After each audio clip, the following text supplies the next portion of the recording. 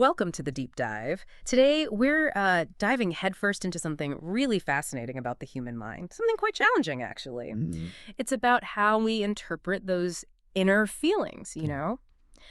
Our gut instincts. We're getting granular with a piece called The Delicate Balance, Intuition versus Paranoia. It's by Mark over at the Knowledge is King site. A really interesting piece. Yeah. And our mission today, well, it's pretty clear.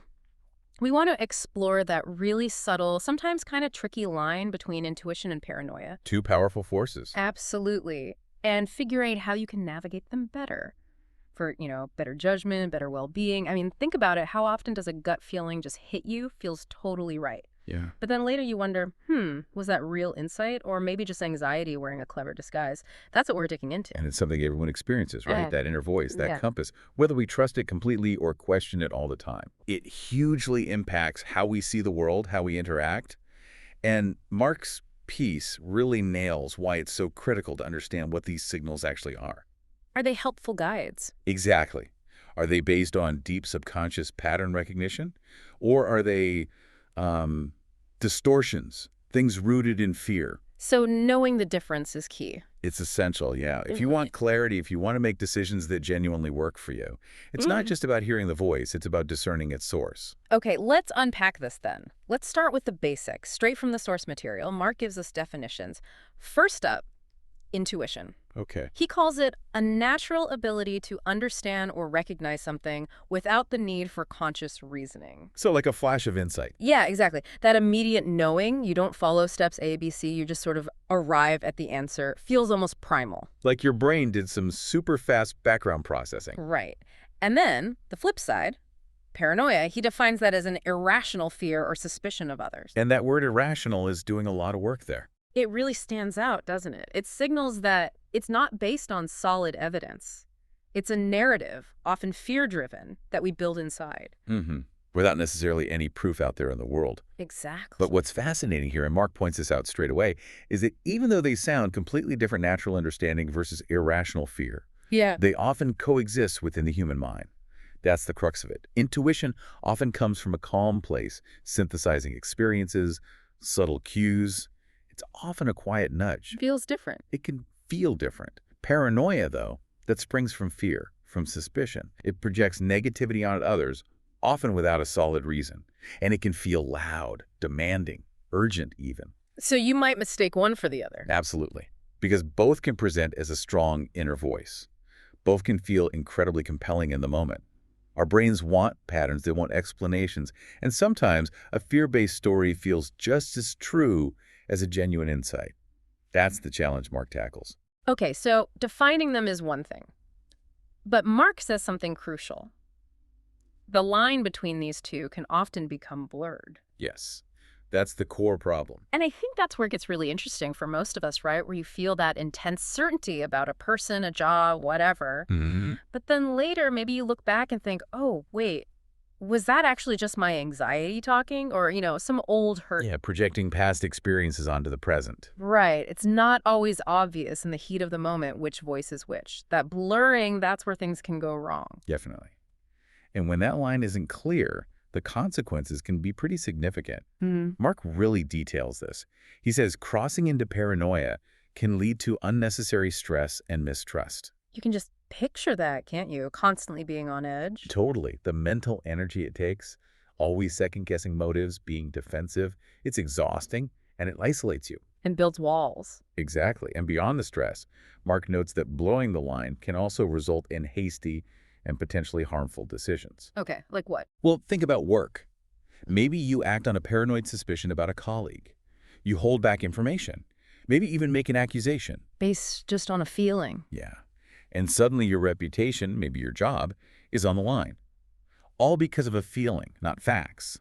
Or maybe in your personal life you pull back from a new friendship because a past bad experience makes you suspicious of everyone. Ouch. These aren't small things. They Oh. directly affect your relationships, your opportunities. So the practical impact for you, listening right now, is potentially huge. This isn't just theory. Not at all. It's daily life. How does it play out in your team meetings? Do you hold back because you're suspicious? Or think about big life choices, financial ones perhaps? Does fear make you miss a good opportunity? or jump into a bad one. Or just strain your relationships. Yeah. Trust is so fundamental. Absolutely. That warning from Mark about detrimental effects on one's thoughts and actions, it really hits home. It's not just in your head, it shapes your reality. Which brings us to, well, the crucial question, doesn't it? If the line is so blurry, how on earth do we tell them apart? Right. How do we do that? Mark says it's not automatic. It takes work. It requires, and I'm quoting here, self-awareness and a level head, as well as trust in one's own instincts. Okay, self-awareness, level head, that makes sense. But trust in one's own instincts, that sounds a bit contradictory given what we just said. It does, doesn't it? It seems like the very thing we're trying to question. Exactly. How can you trust your instinct if that might be the paranoia talking? Feels like a catch-22. It really does. And that leads us straight into Mark's core advice on how to actually manage this, how to strike that balance. This is where we get practical. Okay, good. Let's hear it. So Mark puts it like this. It is vital to listen to and acknowledge our inner voice. So don't just shut it down, but also to question it when necessary and not let it overrun our thoughts. Ah, okay. Listen, but question. Precisely. Don't ignore it, Yeah. because true intuition holds value. But don't blindly follow every single fear or suspicion either.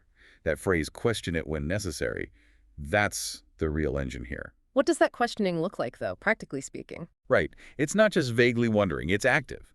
Mark suggests asking yourself things like, okay, what actual objective evidence supports this feeling I'm having? Facts, not just feelings. Exactly. Hmm. And Hmm.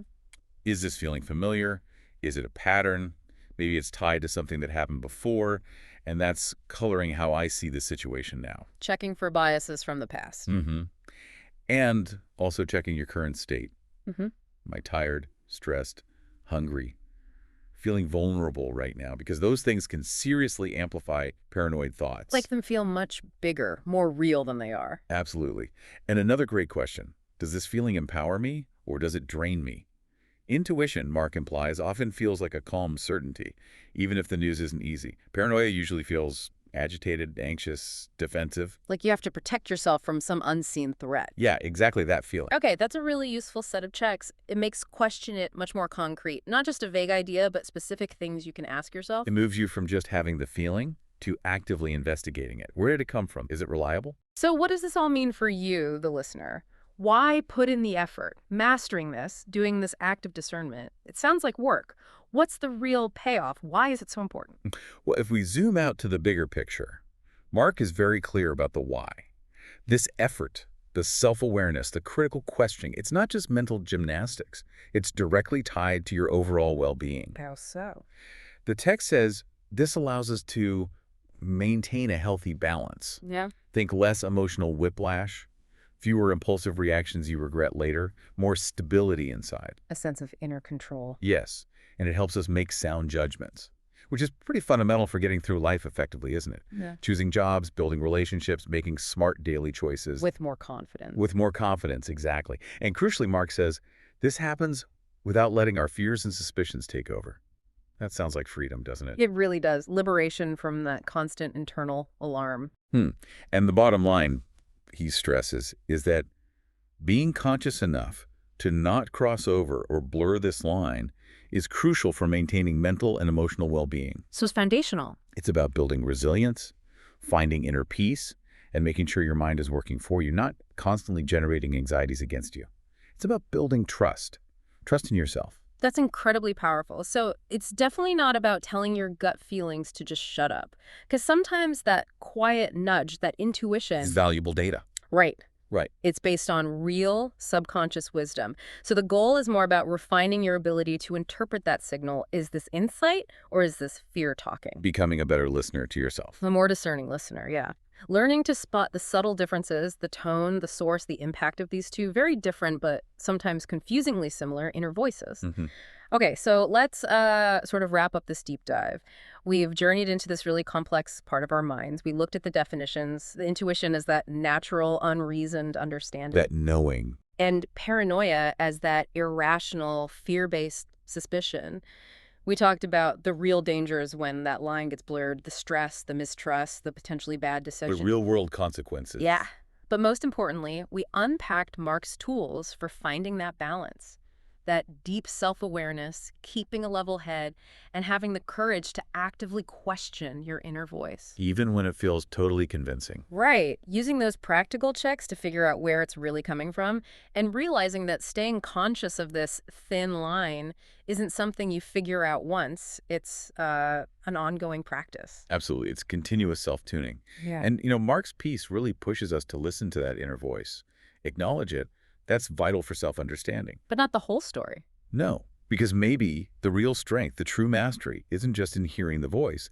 It's having the courage to step back and critically examine it. To ask, where is this really coming from? Exactly. Is it genuine insight built up over time? Or is it old fear, anxiety, some cognitive bias warping how I see things right now? Making a conscious choice. A conscious choice, yes. To favor wisdom, calm, reasoned judgment over just reacting to unchecked fear. That act of discernment.